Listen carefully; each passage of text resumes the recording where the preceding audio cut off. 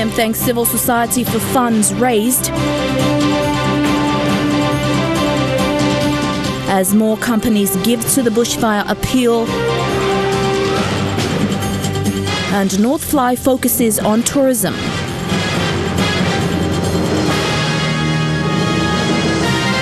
This is National EMTV News with Helen Sayer. Good evening and thanks for joining us for Thursday's news.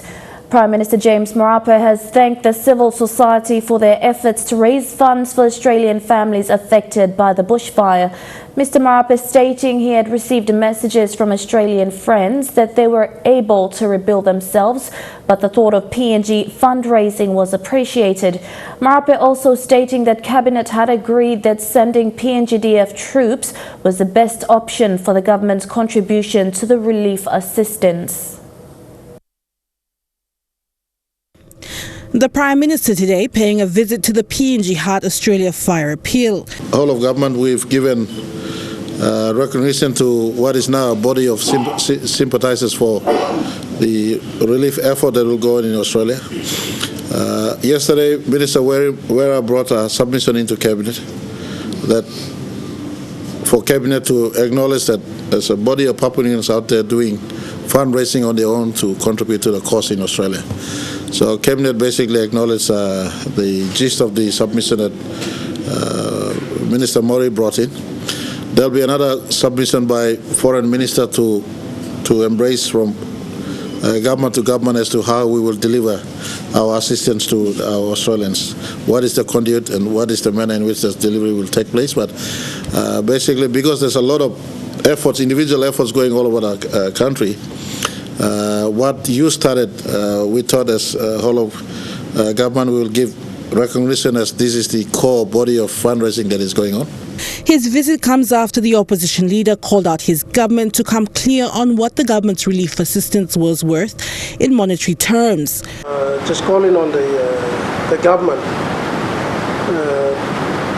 to be transparent and accountable to the people of Papua New Guinea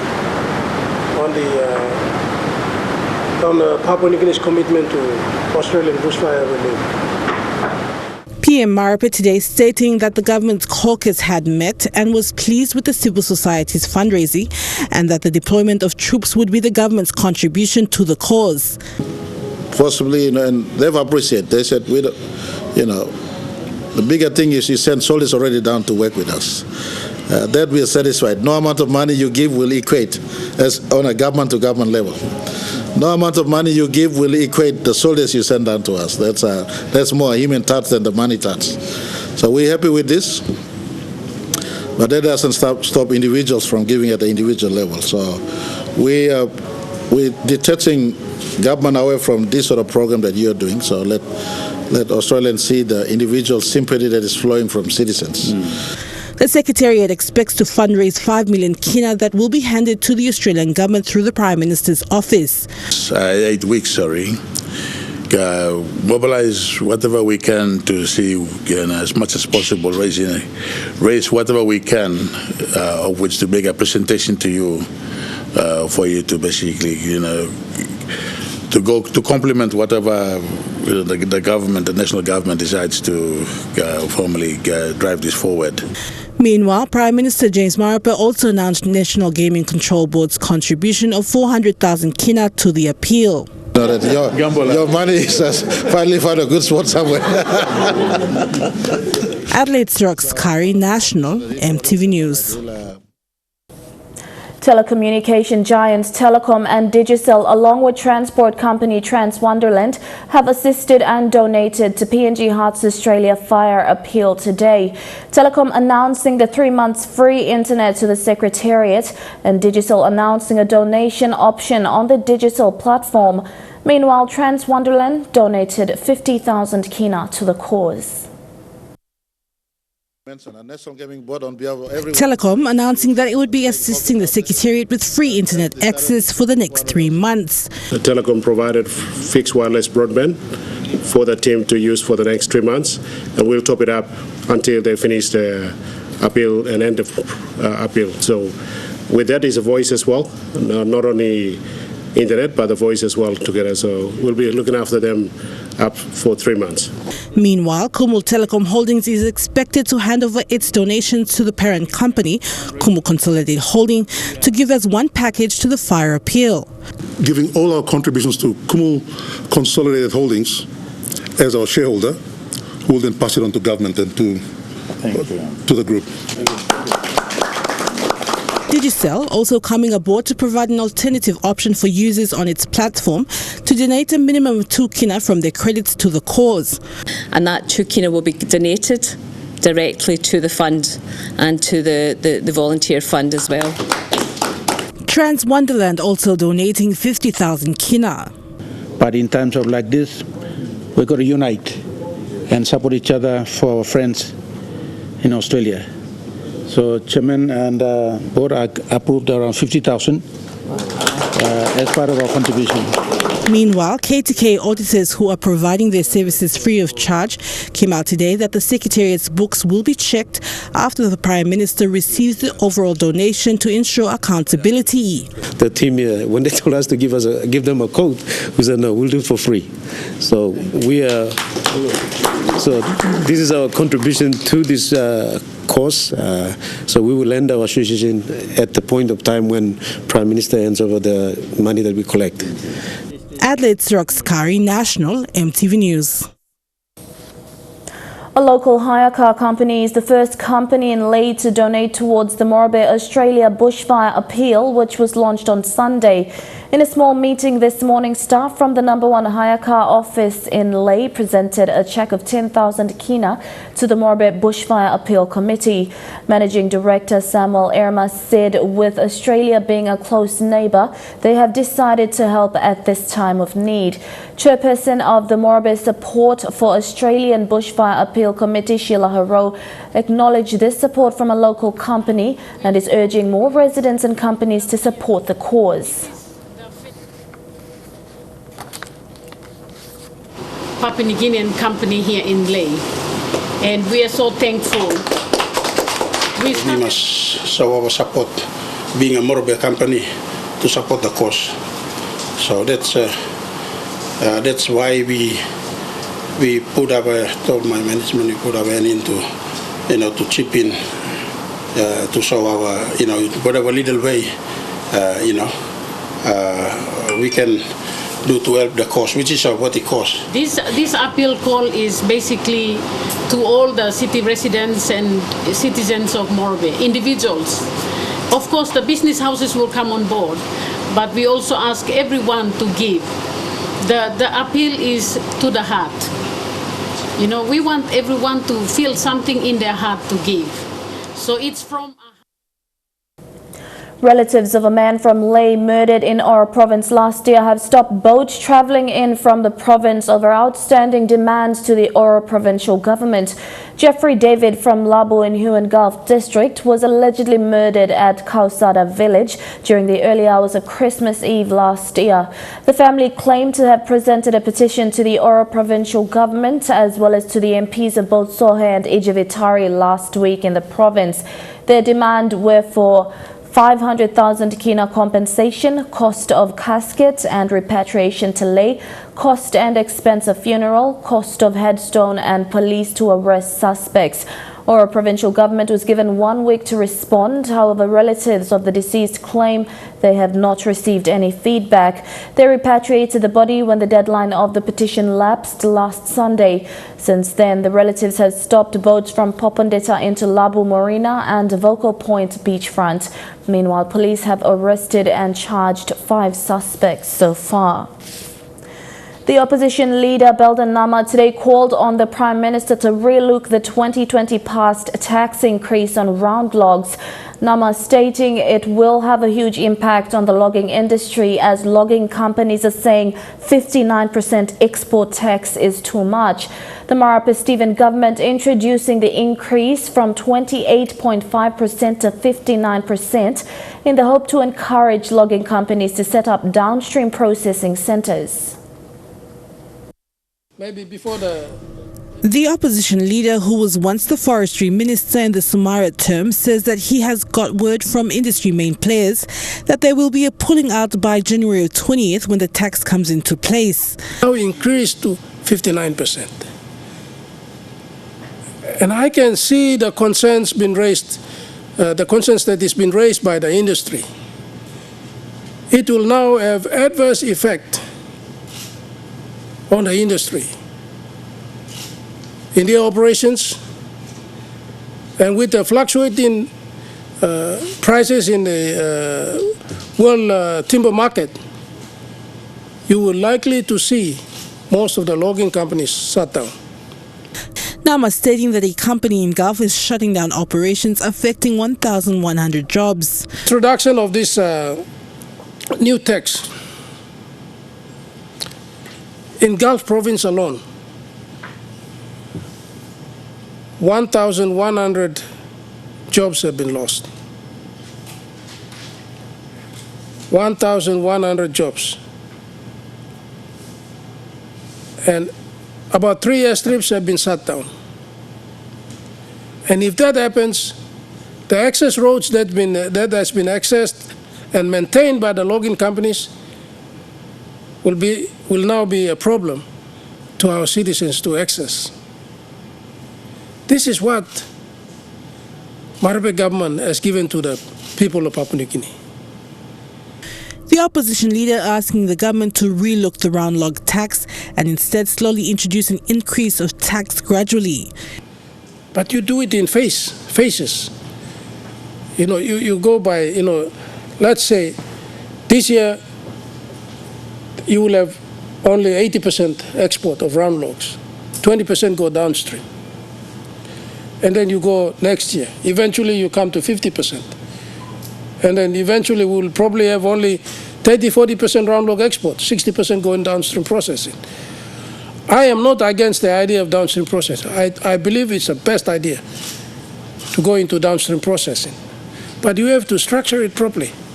The Marape government passing the tax increase in 2020 budget to see that logging companies look to downstream processing instead of exporting PNG logs. The opposition leader says while he is for downstream processing, the increased tax of 30% will see the industry collapse and local landowners along with employees affected. Must now heed the warning of the industry.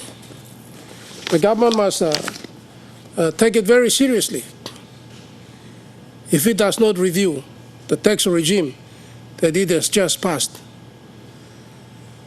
James Marape and Yen Lin Stuckey will be responsible for many jobs lost in this country, for many roads that have been built by logging companies for not being maintained and giving accessibility to our citizens. They will be responsible for those parents who have been relying on getting their proceeds or royalties from the timber industry to pay for their kids' school fees, when these kids will no longer attend school. MTV News has contacted the Prime Minister's office for comments but has not received any as of yet. Adelaide Sirokskari, National MTV News. You're watching National MTV News. We'll be back with more after these messages. Stay with us.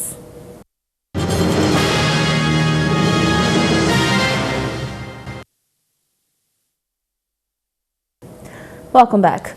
Although it is new and improved, there are still vendors marketing on the roadside leading into the formal Gordon's Market.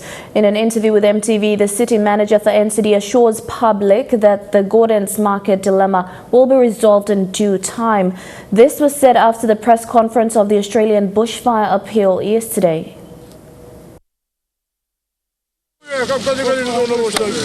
Gordon's Market vendors recently raised concerns that the market fees were too high, forcing them to sell their produce outside the new 30 million kina market. And put it down to release to 5 kina and put it down to 2 kina so that they can be able to market and sell and make a good profit. City manager for NCD Bennett Kippett said informal markets are illegal and the vendors will be treated as illegal vendors.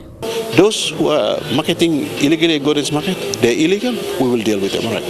In regards to the market fees, Kippett said the weekly fee will be reviewed over time to suit both vendors and customers. Fees, we think there are minimum fees that we charge, all right? So we've started off, we will still review those fees, all right? Okay, it's not like what you call it's a fee that we set up, and then it will never be changed. No. Depending on circumstances, we will still review the fees into the future. All right. I'm not saying that we'll drop it, but like I said, there are many challenges too. Why are people not going there, right? Okay, so we may maintain those fees. So we look to reasons why people are not going there. So we will address those issues so that we make Gordon's Market become or live up to its full capacity into the future. Keep it adding that the system of registration implemented in Gordon's Market was to encourage vendor associations. Vendor associations are used to develop awareness, education and change programs designed to achieve improvements in vending. He said all the vendors were informed beforehand to register with an association. All the vendors there at the Gordon's Market right now, if you ask me how they got there, these are the vendors, who have a permit. All right. Now, when the Gordon's Market was under construction for about 2 or 3 years, all the vendors who have been marketing in Gordon's Market, they were all asked, to register themselves to what they call vendors associations. All right. I think I can recall, there were about 8 to 10 vendors associations. Okay, that were created for the purpose of to register the interest of the vendors. Okay, so we NCDC, we're not really involved, like going and selecting. So okay, this vendor will come and do marketing here, right? We want to create this partnership, all right? So we leave the decision, in as far as identifying the vendors to the vendors associations, all right? So you find all the vendors there actually registered vendors who are affiliated to certain associations, all right? Natasha Ovoy, National EMTV News. The Namatanai district of New Ireland province has seen an improvement in project delivery under the collaboration of the district administrator, the district finance manager and their member of parliament last year. This was highlighted by Namatanai district administrator Nigel Kula as he commends the appointment of the new district finance manager David Wherry. In a statement by the Namatanai District Administration Office, the collaboration between the member for Namatanai and the district administration had seen successful projects delivered last year. One of these being the 1.5 million kina funding of a ferry and 2 8-ton trucks to the district last November. Namatanai District Administrator Nigel Kula commended the appointment of David Berry as district finance manager. He said much had been achieved in terms of project delivery last year than with previous leaders. Under the former leadership of the district, we were being the administration wasn't used effectively. We were rather being sidelined, and the political cronies of the former leader took center stage on the administration part. He said the administration is happy to continue work side by side with member for Namatanai, Walter David Schnobelt. The office of the member for Namatanai, Honorable Walter Schnobelt, since taking office, we have been working closely together in partnership in implementing most of the projects in the district. Last year, and we have some of the major projects that were implemented seen within the district, and we will continue to do that this year. He encourages the people of Namatanai to work alongside them as well. To add, and for our people in Namatanai, we must forget about politics, and let's hold hands together for the better of our district and province as a whole. Natasha Ovoy, National EMTV News. After hosting its first ever cultural festival known as the Selkambang Festival, North Fly District in Western Province is now turning to promote tourism in the area. This includes cultural shows, trekking, birdwatching and others. Godwin Eki reports. In September of last year, as part of promoting tourism in the district, Northfly in Western Province hosted its first ever cultural show known as the Selkambang Festival that attracted locals as well as tourists that were on the ground. Different traditional activities were performed on the day as well as dancing and sing-sing. With the event now on the calendar, and according to local member James Donald, Kiunga is known for bird watching all year round, where tourists flock to get the glimpse of the famous bird of paradise and other native birds. Trekking in the area is also a tourist attraction that sees a lot of tourists walk the tracks in both Tabubil and Kiunga. Tourism in a partner that wants to continue to come into Western Province, but particularly to Northfly, we welcome everyone. And having said that, we've already started bringing a lot of tourism. Last 2 and 3, 20, 30 years of business has been continuing with things like bird watching and sightseeing, and that has been here. We just that we need to more emphasize on improving it from now.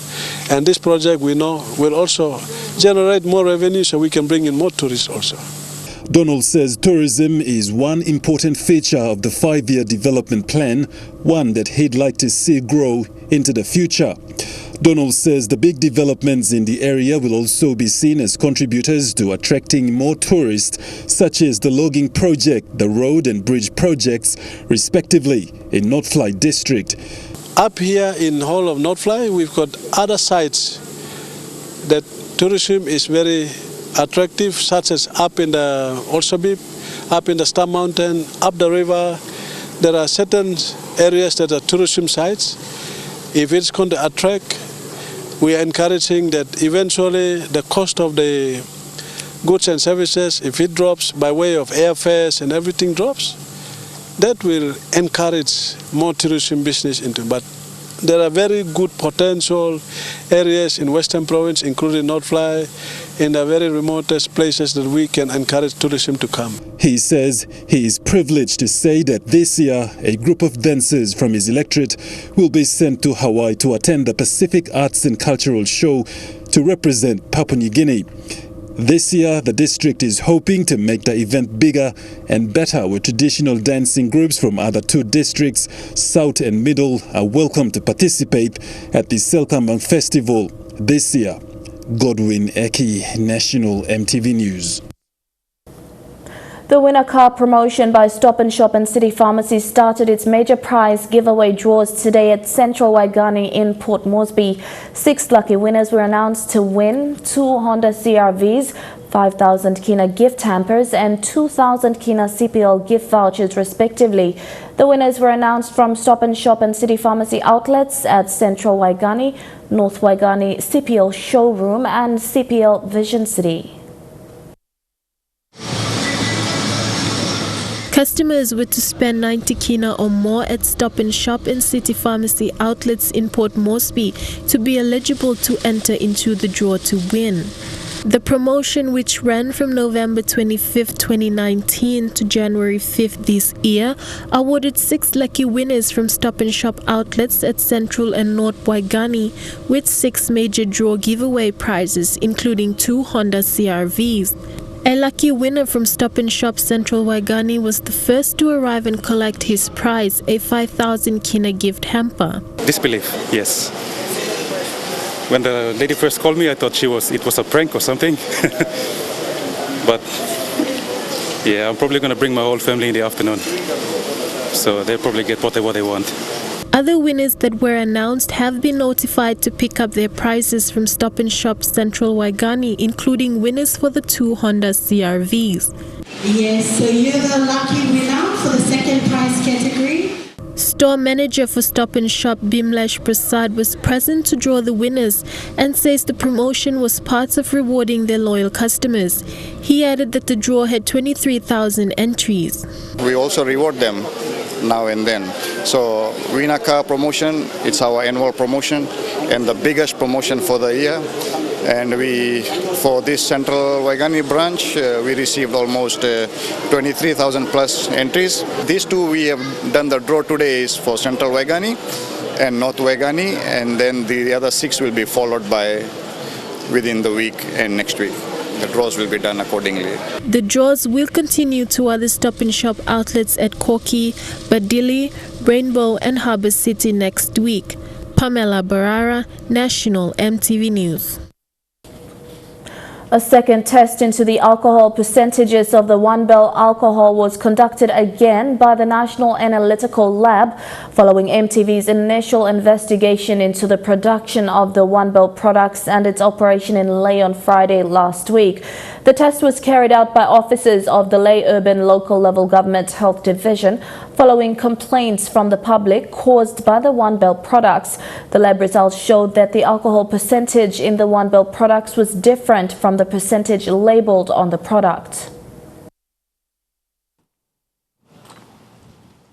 EMTV News met officers from the LULLG Health Division yesterday following the results of the samples of the One Bell products and found out that the figures were different from the previous results. We realized that the alcohol percentage ranges from 17 to 57% and not 16 to 52%. EMTV also noted that the 16% that was labeled on the product and approved by the approving authorities was not 16 but 29%. It is now clear that there are two different results of the same product sample that was conducted at the same lab. We request them to do the independent testing, and whatever they give us, we see that there is a competent, accredited laboratory. And we see that that result is the one that we also like. On Friday last week, the EMTV crew in Lae visited the factory with health authorities following public complaints of the One Bell alcohol. We found out that the company had not completed all legal processes involved in order to produce and trade alcohol. The Lae City Health Authorities then told the One Bell alcohol factory to stop operations for an indefinite period in order to conduct another lab test to confirm the alcohol percentage and contents of the product. Lae City Authority or Lae City Council is the local medical authority, is the authority that will make sure that when everything is complied, then we will open up the factory. In this case, it's already been noted that mistake has been noted. So on these grounds, we will not entertain the renewal of the trading license. However, One Bell Industry Limited Managing Director Liluan Lin refused to comply. So far, 5 communities in Lae with a population of over 5,000 people spoke about the effects and problems caused by the alcohol and called for a ban on. Health officers adding this complaint, Jonathan Ipang and Godfrey Warrior, who also approved the company's operation, are now in consultation with Lae City Manager Joel Kolam to verify the lab results and the inspection before further actions would be taken. Julie Badui, OA, National EMTV News, Lae. You're at National EMTV News. We'll take a break here. When we return, we'll bring you stories making headlines overseas. Stay with us.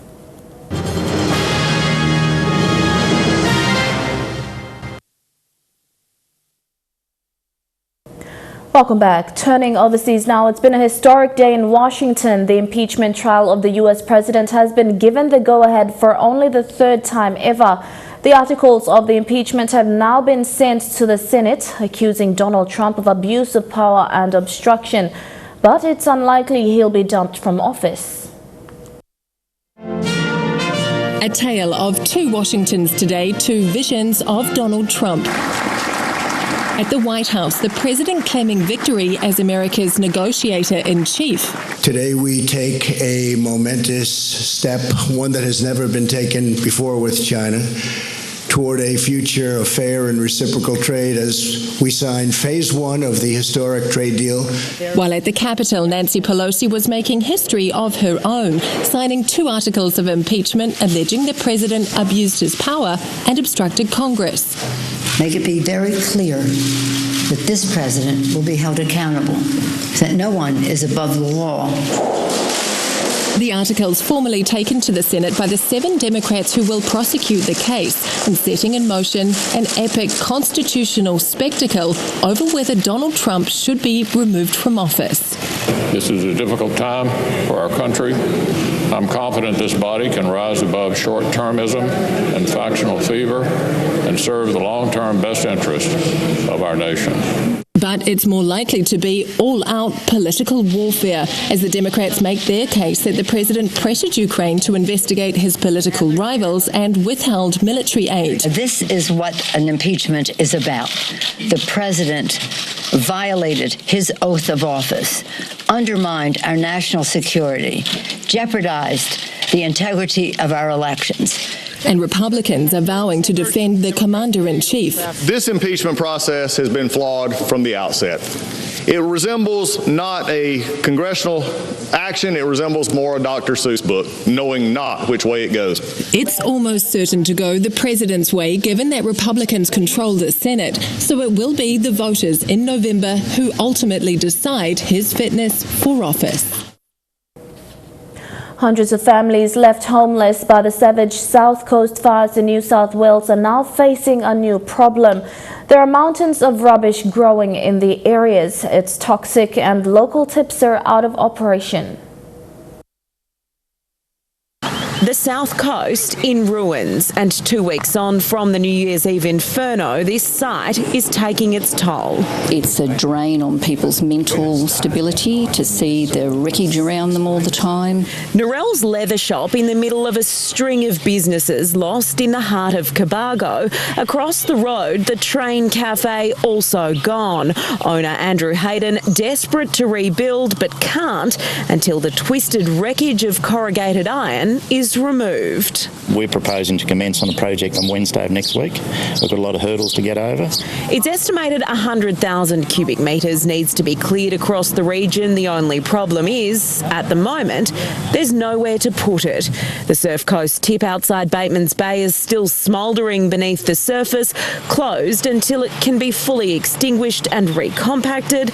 At Cobargo, the depot is also fire affected and not equipped to take hazardous waste.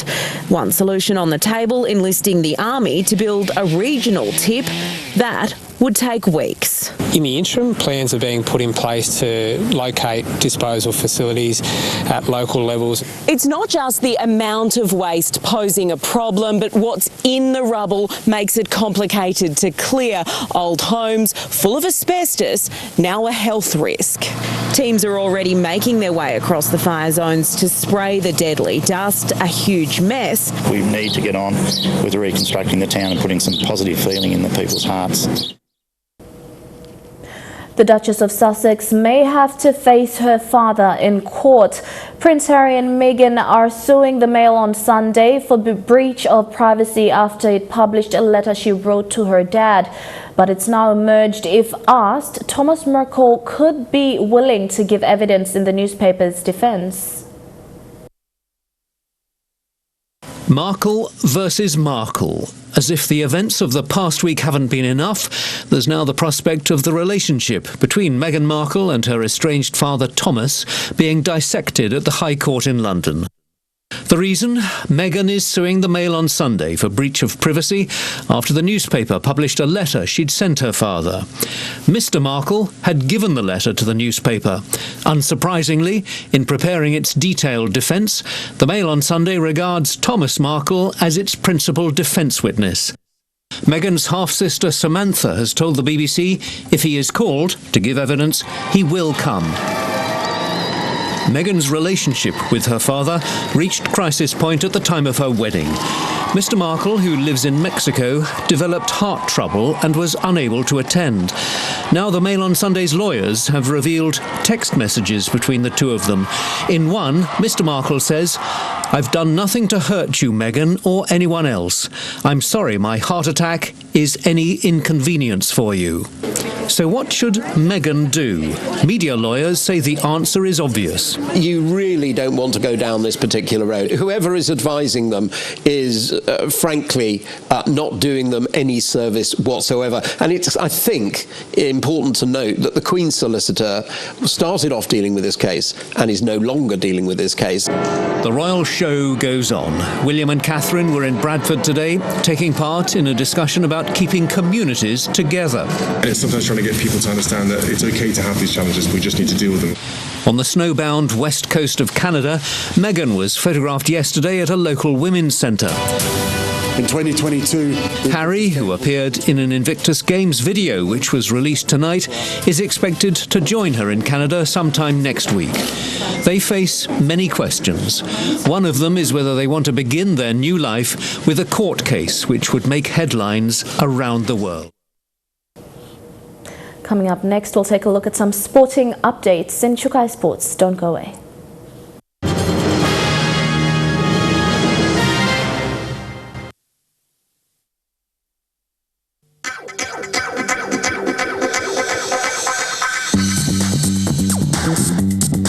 Chukai Sports.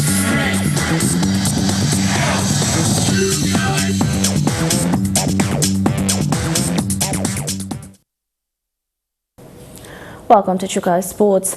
Former SP Hunters assistant coach Nigel Kula has been appointed head coach for Gulf ISO. The team hopes to make the top 6 this season under the guidance of Kula. Nigel Kula supported Michael Marum as the assistant coach for the SPPNG Hunters before resigning last year. He was then appointed head coach of the Oil Search PNG Orchids for the 2019 Pacific Test. They played Fiji, losing 28-0 in their first ever Pacific Test clash. This year, he joins Gulf ISO for the 2020 season, replacing Norris Selu. Hukula has a wealth of experience being part of the SP Hunters and the PNG Kumul's coaching staff. Under the guidance of Hukula, the team is aiming to make the top 6 in the 2020 Intercity Cup competition. The team has begun their pre-season training camp with a total of 45 players. Gairo Kapana and Smith Siviri from the SP Hunters are also part of the team. Prima Small Goods have assisted with 50,000 kina for their pre-season training. Elijah Levet, National EMTV Sports. Groundworks are progressing on the playing field at the National Football Stadium as the deadline for the first trial match is scheduled for the 3rd week of February. The makeover is worth over 50,000 kina. From above, the Oil Search National Football Stadium remains lifeless. Below, the workmen are scattering the field edges for parts they have missed in the general upgrade, putting the final touch of grass to a dressing that best fits the title of a world-class sporting facility. Work on the field of play is complete. Now, due to time, outside the field of play, next to the players' bench, the grey areas are mended with the green. The groundsman, R.C. Oda, speaks of the current works. There is a lot of work to do before the game day arrives. There's lots of work. The grass has to be cut because we host the Intrust Super Cup games, matches. We have to be in line with the Queensland Rugby League standards. Works on the ground started late last year as the local off-season tournaments were using the facility to host events. While work on the playing field has completed, minor patching is continuing outside. If I would have started in December, we wouldn't be doing that because the bare areas would have been, the grass would have grown back. But because I'm late, I've been delayed by rain and some other stuff beyond my control. I've decided to patch them up, which is hard work but quicker. So what happens to the areas where you've taken grass out? So instead of the grass growing back there, it can grow back here. This is outside the field of play, so it can grow back. The complete makeover, according to the management, is worth more than 50,000 kina. Well, the sand alone, 100 cube, will cost in excess of 50,000 kina, and that's budgeted for. And then you've got the fertilizer that needs to be applied, and there's a cost for that that's captured. And then, of course, you take into account that the grass that we have is very unique. It's one of its kind. It's a temperate grass that was brought up from Australia. Maintenance on the field and the entire infrastructure is ongoing. The PNG government-owned 15,000-seater stadium was constructed by Oil Search under a private-public partnership arrangement. The former Lloyd Robson Oval is the spiritual home of rugby league in PNG. 11 intra-Super Cup matches are expected to be played at the Oil Search National Football Stadium, another 15 from the local semi-professional league. Bradley Valenaki, National EMTV Sports. Chukai Sports continues with more after these messages. Stay with us.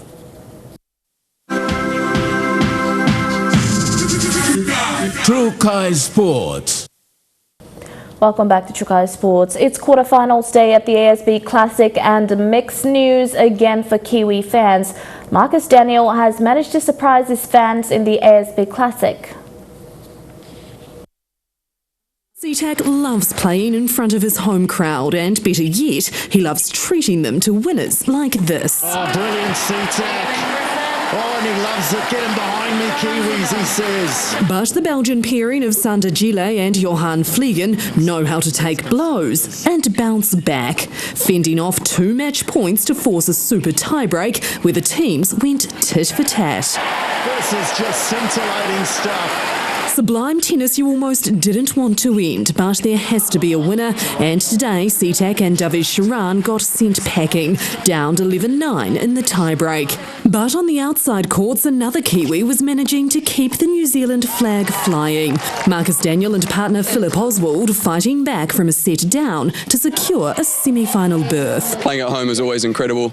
In the first singles quarter-final of the day, it was a young fan who first fell victim to John Isner's trademark power. Isner just showing some concern. That one's collected a spectator. Meantime, his opponent, Brett Kyle Edmund, collected more winners. Great coverage. But he had no answer for the American serve. The former champion progressing to the semis 7-6, 7-6, showing a touch of class on the way. He'll play unheralded Frenchman Hugo Humbert tomorrow, after he upset second seed Denis Shapovalov in straight sets late this afternoon. Kiwi sporting stars of the past and present have descended on Hawke's Bay for the annual Backlash 2 T20 match tomorrow. Stephen Fleming's team cricket out for payback after an embarrassing loss to Team Rugby in Christchurch last year.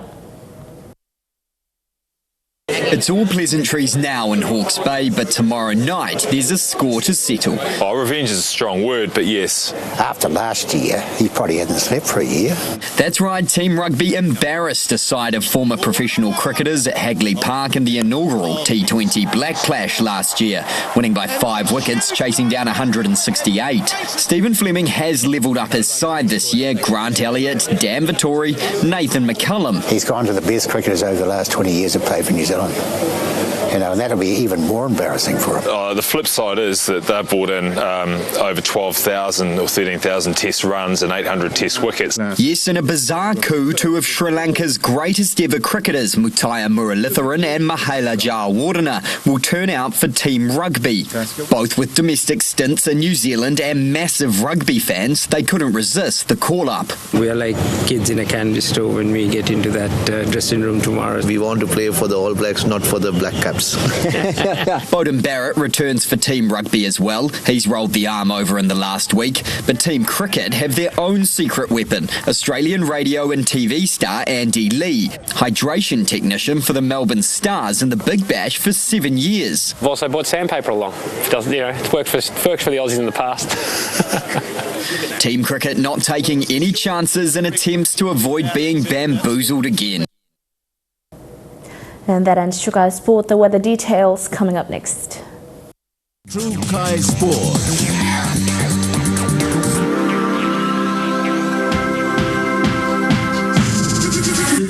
Chukai Sport.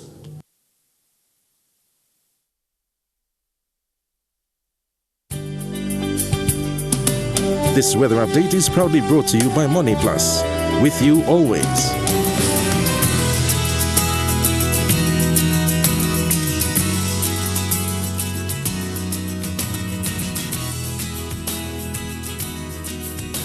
A look at the weather forecast for tonight and tomorrow. Partly cloudy with some rain showers in Port Moresby.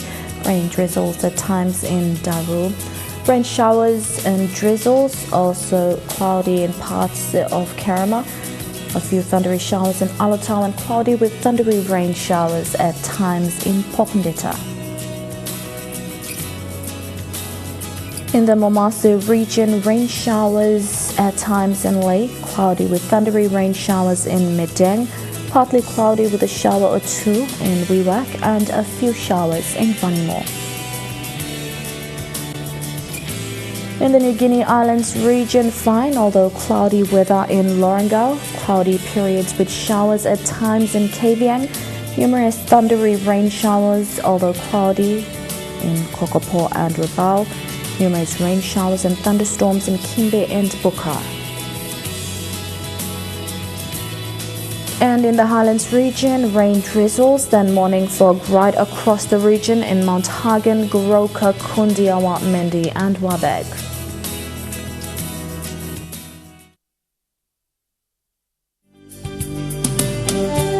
The weather update was proudly brought to you by Money Plus, with you always.